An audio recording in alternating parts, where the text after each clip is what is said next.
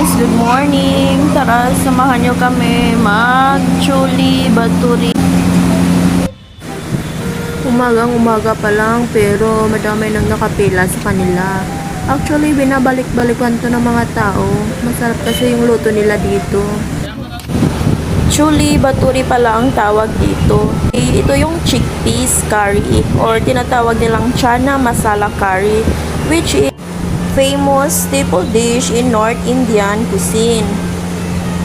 Ang baturi naman, ito yung binibilog-bilog ni Kuya na dough.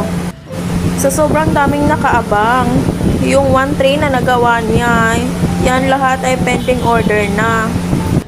Ay pag gutom na gutom ka, ay wag ka dito pumila. Kailangan mo talaga ng mahabang pasensya. Sa halagang 50 rupees or around 35 in Philippine peso, may dalawang baturi ka na, may chickpea masala, served with yogurt, with sliced bombay or onion, at saka yung chutney.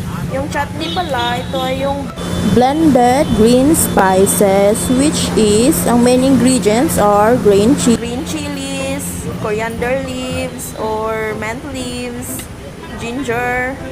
Minsan, pag gumagawa ko sa bahay, nilalagyan ko din ng onion at saka tomatoes. Tapos, season with asin lang. So, ito na pala ang baturi, guys. Deep fry ang pagluto nito.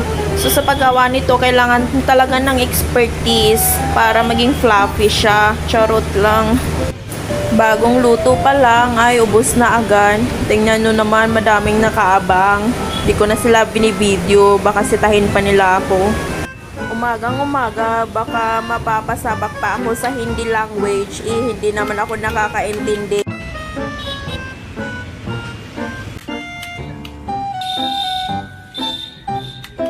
Siguro mga more than 20 minutes na kaming nag-aantay nito.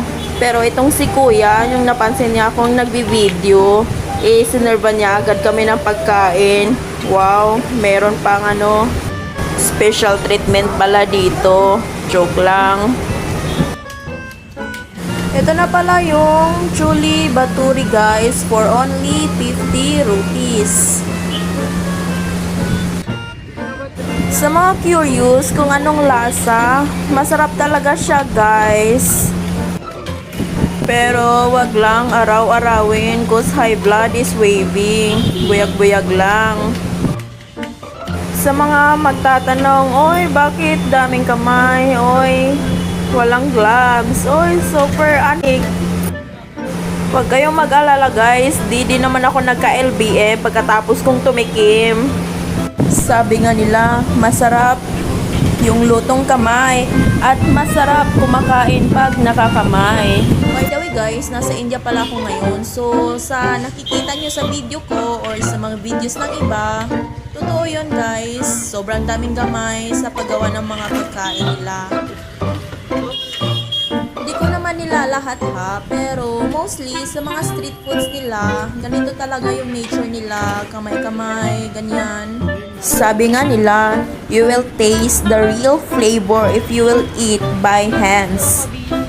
Yun lang, guys. Thank you for watching. See you in my next video.